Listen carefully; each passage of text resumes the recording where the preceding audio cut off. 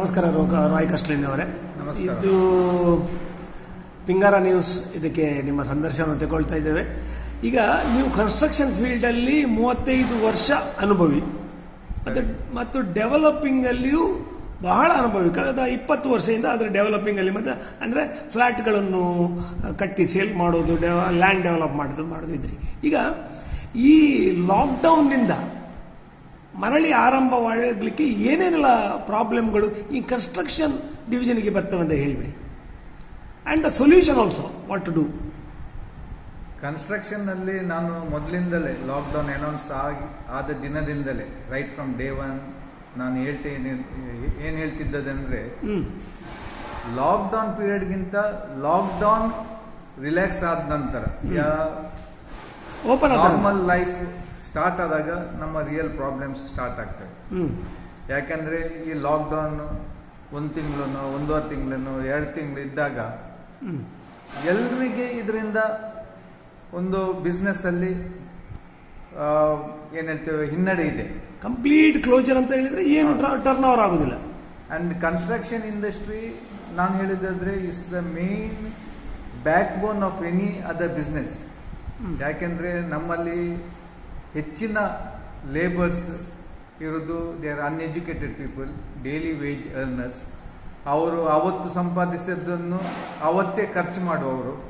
So ಎಕನಾಮಿಯಲ್ಲಿ ನಮ್ಮ market ಅಲ್ಲಿ ಹಣ ಸರ್ಕ್ಯುಲೇಟ್ ಆಗಬೇಕಾದ್ರೆ ನಮ್ಮ ಈ ಥ್ರೂ ದಿಸ್ ಕನ್ಸ್ಟ್ರಕ್ಷನ್ ಇಂಡಸ್ಟ್ರಿ ನಮ್ಮ ಈ ಲೇಬರ್ಸ್ ಮುಖಾಂತರ ನಾವು ಅವರನ್ನು ಬಹಳ ಸುಮಾರಾಗಿ ನೋಡ್ತೇವೆ. ದಿನ ಕೂಲಿ ಅವರು ಅನ್ಎಜುಕೇಟೆಡ್ ಅಂತ ಹೇಳ್ತೇವೆ.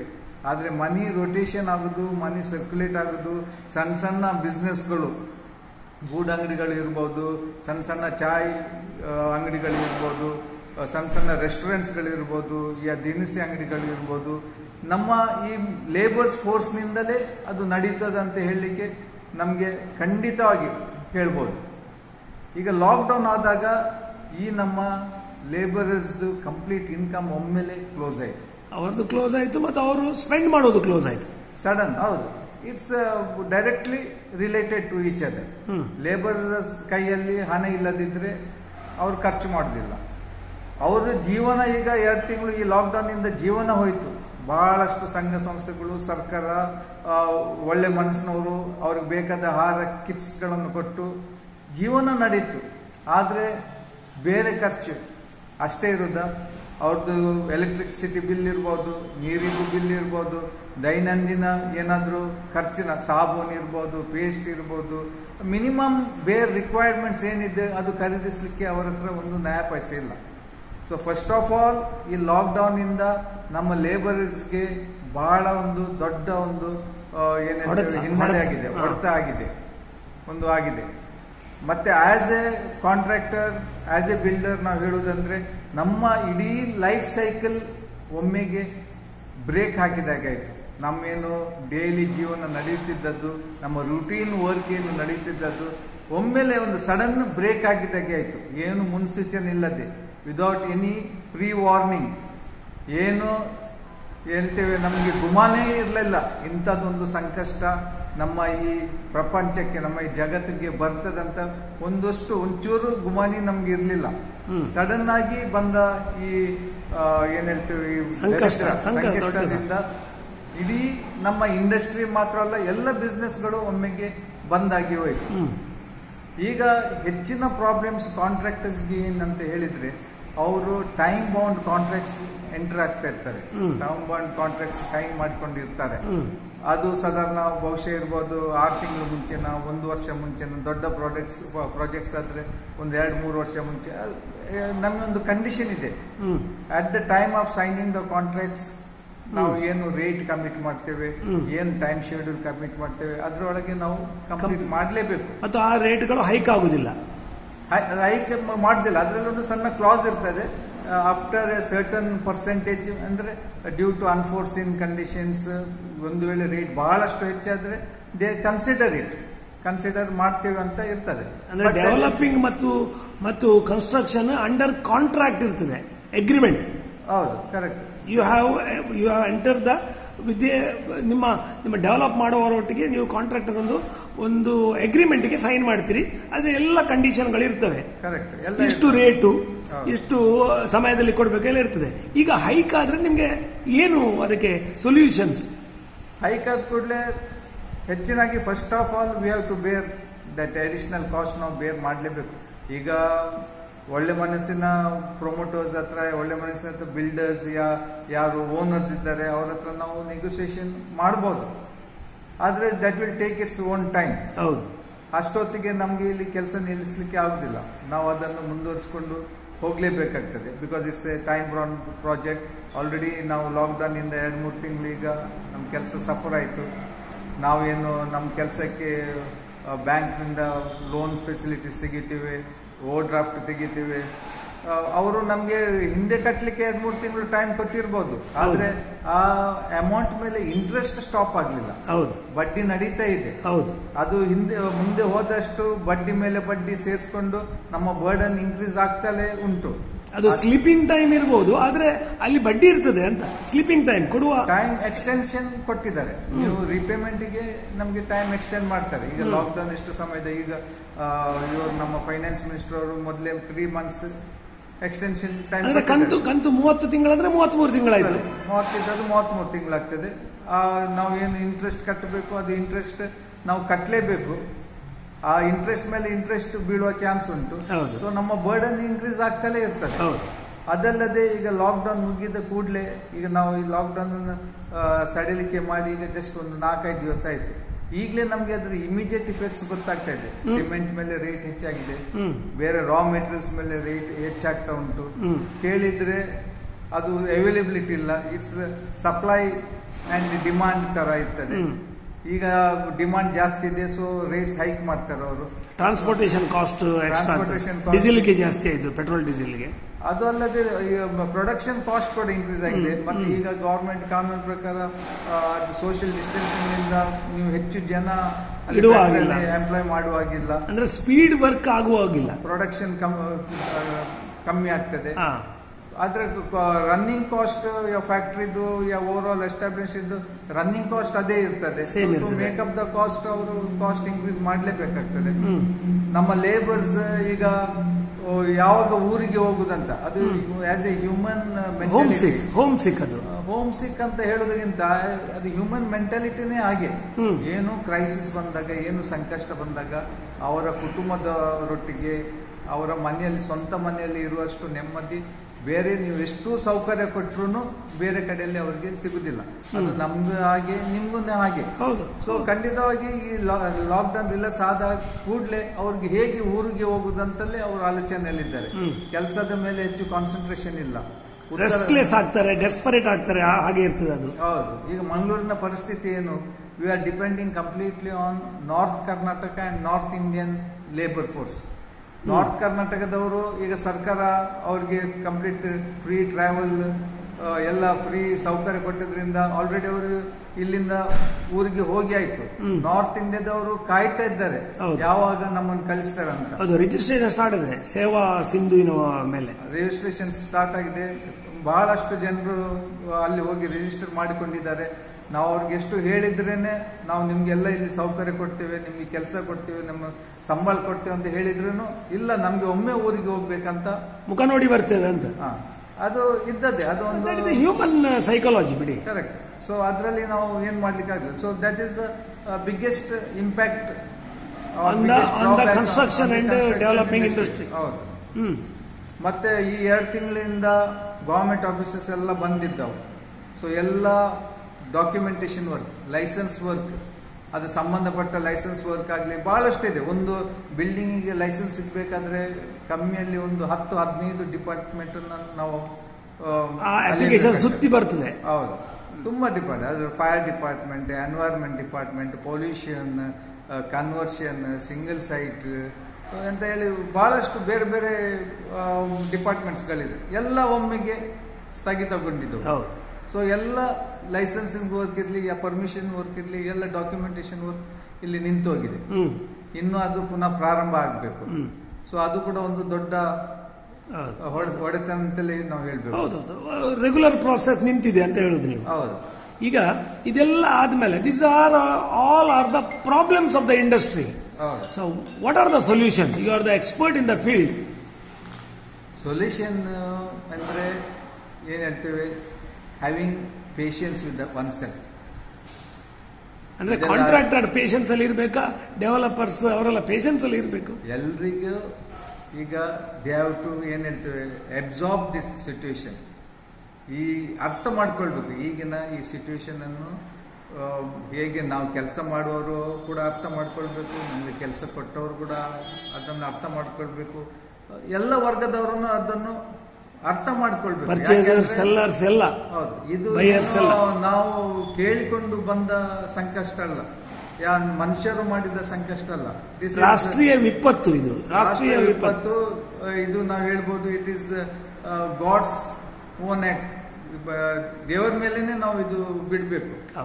ಸೊ ಈ ಬಂದ ಸಂಕಷ್ಟನ್ನು ನಾವು ನಿವಾರಣೆ ಮಾಡಿಕೊಂಡು, if you have to overstep this, we have to be patient with ourself.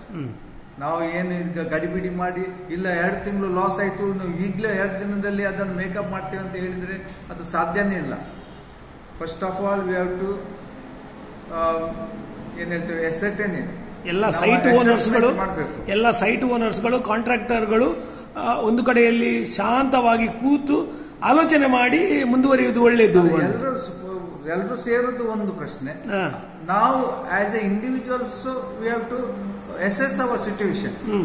ನಾವು ಯಾವ ಸಿಚುವೇಶನ್ ಅಲ್ಲಿ ಇದ್ದೀವಿ, ಈಗ ಮುನ್ನಡೆಬೇಕಾದ್ರೆ ನಮ್ಮ ಹತ್ರ ಎಲ್ಲ ರಿಸೋರ್ಸಸ್ ಇದೆಯಾ, ರಾ ಮೆಟೀರಿಯಲ್ಸ್ ಇದೆಯಾ, ಲೇಬರ್ ಫೋರ್ಸ್ ಎಲ್ಲ ರೆಡಿ ಇದೆಯಾ, ಯಾರಾದ್ರೂ ಸಹಾಯ ಬೇಕಾ, ಜಾಯಿಂಟ್ ಮಾಡ್ಬೇಕಂತ ಹಾಗೆನಾ?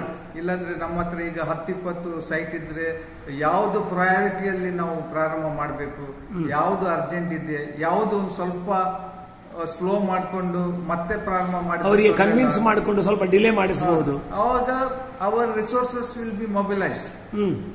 ಯಾಕಂದ್ರೆ ನಾನು ಹೇಳಿದಾಗೆ ಎಲ್ಲ ಒಮ್ಮೆ ಚೆಲ್ಲಪಿಲ್ಲಿ ಆದದ್ದು ಒಂದೇ ದಿನದಲ್ಲಿ ನಮ್ಗೆ ಒಟ್ಟಿಗೂಡಿಸ್ಲಿಕ್ಕೆ ಆಗುದಿಲ್ಲ. ನಾನು ನಂದೇ ಹೇಳುದಾದ್ರೆ ನನ್ಗೆ ಕಮ್ಮಿಯಲ್ಲಿ 1-2 ತಿಂಗಳು ಬೇಕು to come back, rebreathe to come back to the post Covid situation ಬರ್ಬೇಕಾದ್ರೆ 1-2 ತಿಂಗಳು ಬೇಕೇ ಬೇಕು.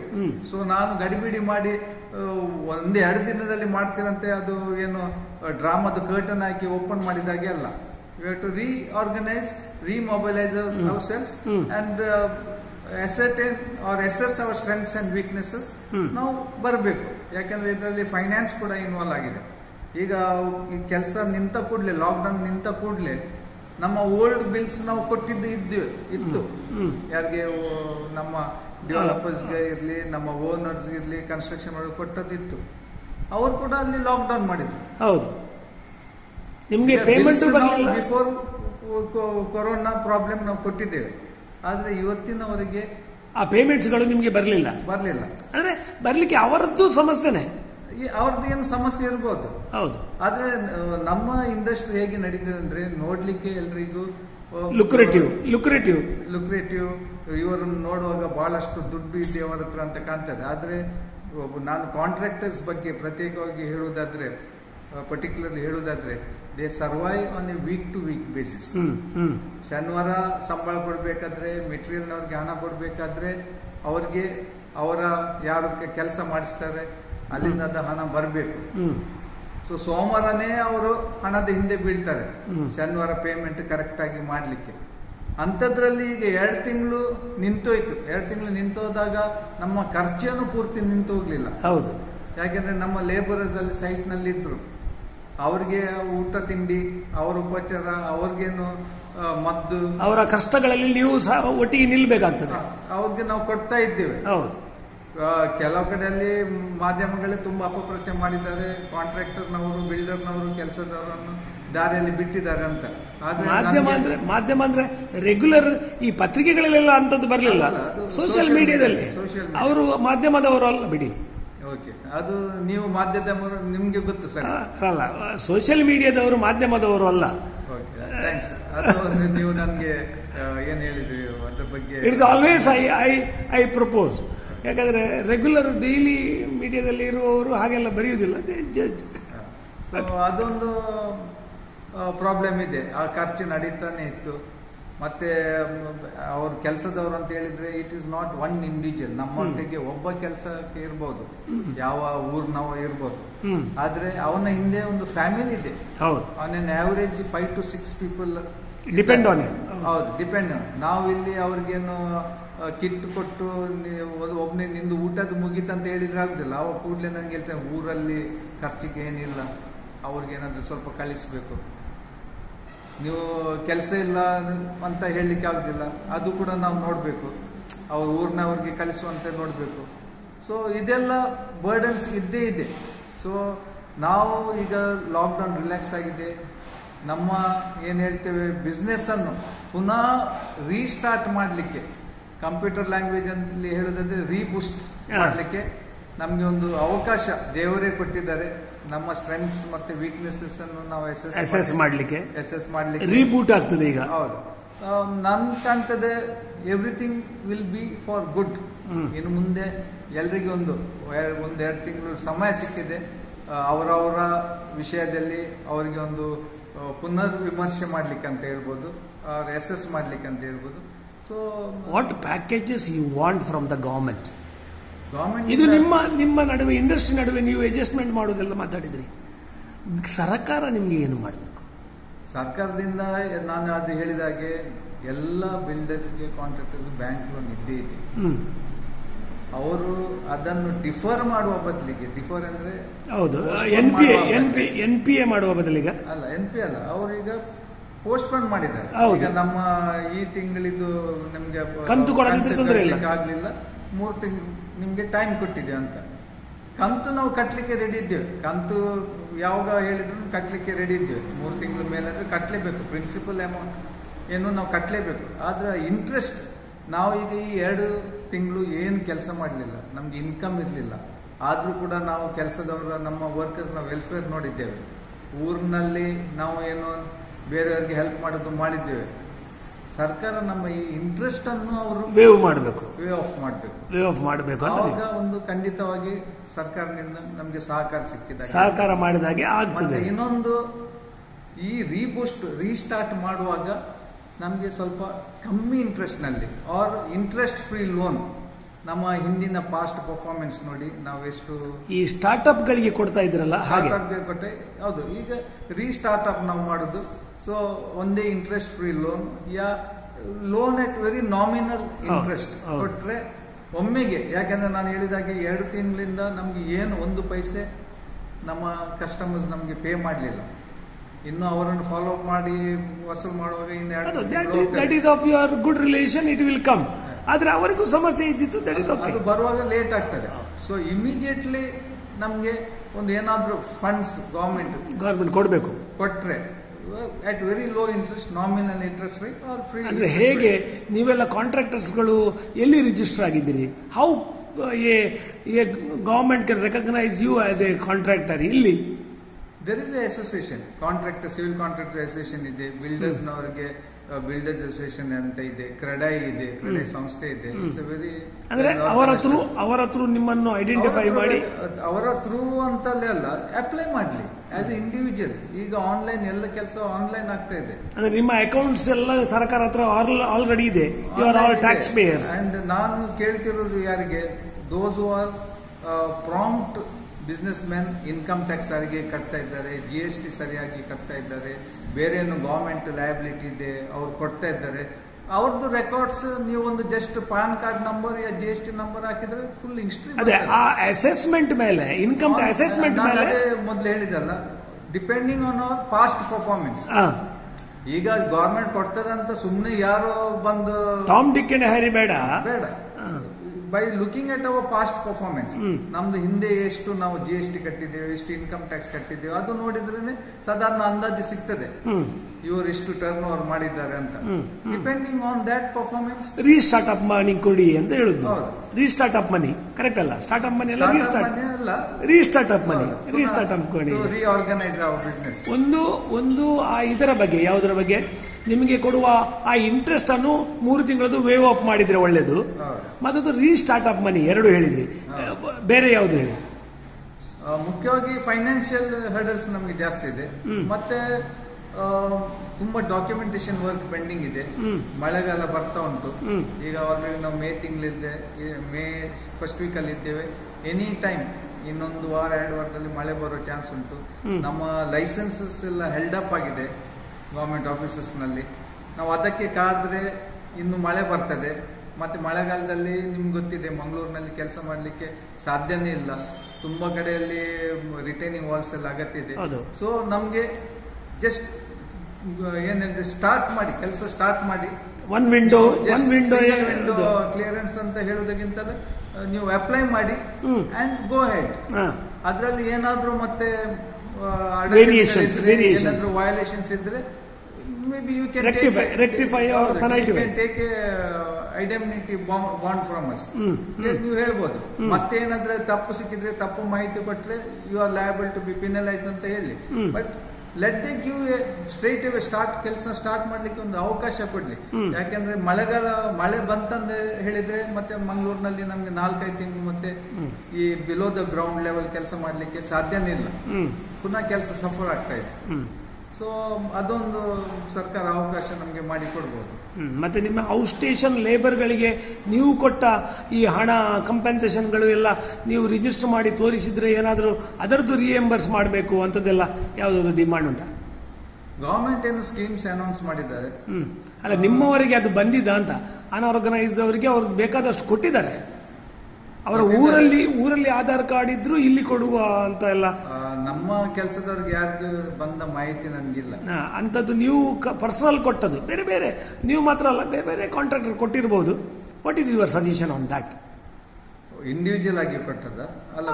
ನಿಮ್ಮಲ್ಲಿ ಇಲ್ಲ ಸೈಟ್ ಅಲ್ಲಿ ಒಂದು 10 ಸೈಟ್ ಅಲ್ಲಿ ಇದ್ದ ಲೇಬರ್ಗಳಿಗೆ ಒಂದು 100 ಲೇಬರ್ಗಳಿಗೆ ನೀವು ಕೊಟ್ಟಿದ್ದೀರಿ ಅಂತ ಹೇಳುವ. ಅದು ರಿಯಂಬರ್ಸ್ ಅವರಿಗೆ ಮಾಡಿ ನಿಮ್ಗೆ ಮಾಡಿದ್ರೆ ಒಳ್ಳೇದಾ? ನಾನು ಆಸ್ ಇಂಡಿವಿಜುವಲ್ ಅದು ರಿಯಂಬರ್ಸ್ ಮಾಡಿ ಅಂತ ನಾನು ಕೇಳುದಿಲ್ಲ. ಯಾಕೆಂದ್ರೆ ನಮ್ಮೊಟ್ಟಿಗೆ ಇದ್ದ ಕೆಲಸದವರು, ನೀವು ಊಟ ಮಾಡುವಾಗ ಅವರಿಗೆ ಊಟ ಕೊಟ್ಟಿದ್ದೀರಿ. 15 ವರ್ಷದಿಂದ ನಮ್ಮೊಟ್ಟಿಗೆ ಕೆಲಸ ಮಾಡಿ ನಮ್ಮ ಒಂದು ಕುಟುಂಬದ ಸದಸ್ಯರಾಗಿ ಇದ್ದಾರೆ ಅವರು. ಸೊ ಕಷ್ಟ ಕಾಲದಲ್ಲಿ ನಾವೇನು ಅವ್ರಿಗೆ ಊಟ ಉಪಚಾರ ಅಲ್ಲದೆ ಬೇರೆ ಹೆಚ್ಚಿಗೆ ಮಾಡ್ಲಿಕ್ಕೆ ನಮ್ಮಿಂದಲೂ ಸಾಧ್ಯ ಇಲ್ಲ. ನಾನು ಮೊದಲು ಹೇಳಿದ ಎಲ್ಲ ಕಾರಣಗಳು. ಸೊ ಸರ್ಕಾರ ಅದನ್ನು ನಮ್ಗೆ ಕೊಡ್ಬೇಕಂತ ನಾನು ಹೇಳುದಿಲ್ಲ. ಆದ್ರೆ ಸರ್ಕಾರ ಬಹಳಷ್ಟು ಜನರಿಗೆ ಕೊಟ್ಟಿದ್ದಾರೆ. ನಾನು ನೋಡಿದ್ದೇನೆ.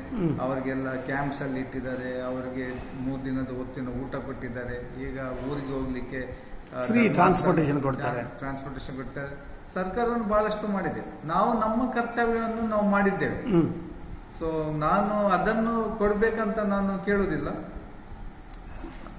ಈಗ ಕನ್ಸ್ಟ್ರಕ್ಷನ್ ಇದ್ದು ವಿಷಯಗಳು ಮುಗಿದ್ರೆ ಡೆವಲಪಿಂಗ್ಗೆ ಸ್ವಲ್ಪ ಬಂದ್ರೆ, ನೀವು you are expert in developing also. ಅಂದ್ರೆ ಈ ಜಾಗಗಳನ್ನು ಅಂಡರ್ ರೈಟ್ ಮಾಡಿ ಅಥವಾ ಜಾಯಿಂಟ್ ವೆಂಚರ್ ಅಲ್ಲಿ ಹೋಗಿ ನೀವು ಫ್ಲಾಟ್ಗಳನ್ನು ತೆಗೆದು ಮಾಡಿ ಅವರಿಗೆ ಜನರಿಗೆ ಮಾರುವುದು ಸಹ ನಿಮಗೆ ಗೊತ್ತು. ನೀವು ಮಾಡಿದ್ದೀರಿ ಇದರ ಮೊದಲು ರಾಯ್ ಕನ್ಸ್ಟ್ರಕ್ಷನ್ ಅಂಡರ್ಲಿ ಮತ್ತು ಬೇರೆ ಹೆಸರುಗಳೆಲ್ಲ ಸಹ ಮಾಡಿದ್ದೀರಿ. ಅರೌಂಡ್ 30-35 lakhs ಅದಕ್ಕಿಂತ ಕಮ್ಮಿದು ಅದಕ್ಕೆ ಗಿರಾಕಿ ಇದ್ರು. ಅಂದ್ರೆ ಮಿಡಲ್ ಕ್ಲಾಸ್ನವರಿಗೆ ಅದೆಲ್ಲ middle class and slightly lower middle class ಆ ಕ್ಯಾಟಗರಿಯಲ್ಲಿ ತುಂಬಾ ಸೇಲ್ಸ್ ಇತ್ತು. ಇಲ್ಲಾಂದ್ರೆ ಹೈ ಎಂಡ್ ನಾವು ಈಗ ಮಾತಾಡೋದು ಬೇಡ, ದಟ್ಸ್ ಎ ಡಿಫರೆಂಟ್ ಮಾರ್ಕೆಟ್. ಈ ಲೋವರ್ ಮಿಡಲ್ ಕ್ಲಾಸ್ ಅಲ್ಲಿ ಸೇಲ್ಸ್ ಇತ್ತು. ಅಂದ್ರೆ ಸ್ಯಾಲರಿಡ್ ಪೀಪಲ್ ಅವರ ಒಂದು ಪೋರ್ಷನ್ ಆಫ್ ದ ಸ್ಯಾಲರಿಯನ್ನು ಇದಕ್ಕೆ ಕಂತು ಕಟ್ಟಲಿಕ್ಕೆ ಒಂದು ಪ್ಲಾನ್ ಮಾಡ್ತಾ ಇದ್ರು. ಸರ್ಕಾರ ಒಂದು ಸ್ಕೀಮ್ ಮಾಡಿತ್ತು. ಅವ್ರಿಗೆ ಸಂಬಳದ ಮೇಲೆ ಅಬೌಟ್ 20-25 lakhs ಅವ್ರಿಗೆ ಲೋನ್ ಕೊಡ್ತಾರೆ. ಮತ್ತೆ ಹೌಸಿಂಗ್ ಲೋನ್ ಇಟ್ಸ್ ಅಫೋರ್ಡೆಬಲ್, ಅಷ್ಟೇನು ಕಾಸ್ಟ್ಲಿ ಅಲ್ಲ. ಮತ್ತೆ ಸರ್ಕಾರದಿಂದ ರಿಬೇಟ್ ಕೂಡ ಇತ್ತು ಲೋ ಕಾಸ್ಟ್ ಹೌಸಿಂಗಿಗೆ. ಇಷ್ಟೇ ಸ್ಕ್ವೇರ್ ಫೀಟ್ ಇದು ಮನೆ ಇಷ್ಟೇ ಲಕ್ಷದ ಒಳಗೆ ಬಂದ್ರೆ ಅದಕ್ಕೆ ಗವರ್ಮೆಂಟ್ ನಿಂದ ಕೂಡ ರಿಬೇಟ್ ಇತ್ತು. ಸೊ ಗವರ್ಮೆಂಟ್ ಎನ್ಕರೇಜ್ಮೆಂಟ್ ಕೂಡ ಇತ್ತು.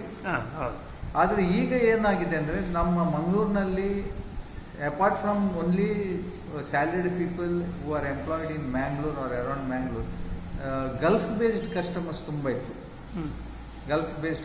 ತುಂಬಾ ಇತ್ತು ಮಂಗಳೂರಿಗೆ. ಆದ್ರೆ ಈಗ ಅಲ್ಲಿ ಕೂಡ ಈ ಪ್ರಾಬ್ಲಮ್ ಆದ್ರಿಂದ ಸ್ವಲ್ಪ ಹಿನ್ನಡೆ ಆಗಿದೆ. ಇಡೀ ವರ್ಲ್ಡ್ಗೆ ಪ್ರಾಬ್ಲಮ್ ಆದ್ರಿಂದ ಸಮಸ್ಯೆ ಜಾಸ್ತಿ ಆಗಿದೆ.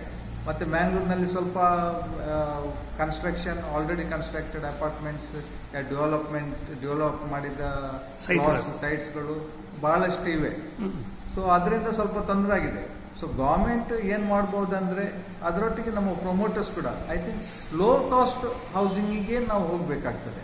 ಲೋ ಕಾಸ್ಟ್ ಹೌಸಿಂಗ್ ಅಂತ ಹೇಳಿದ್ರೆ not compromise with quality, maybe using the latest technology, latest ಏನಾದರೂ ಇನೋವೇಟಿವ್ ಬಿಲ್ಡಿಂಗ್ ಇಂಡಸ್ಟ್ರಿ ಮಾಡಿ ಆದಷ್ಟು ಕಮ್ಮಿ ರೇಟಿಗೆ ಸೇಲ್ ಆಗುವಾಗೆ ಮಾಡಿದ್ರೆ I think now is the time for more large turnover with fixed less profit.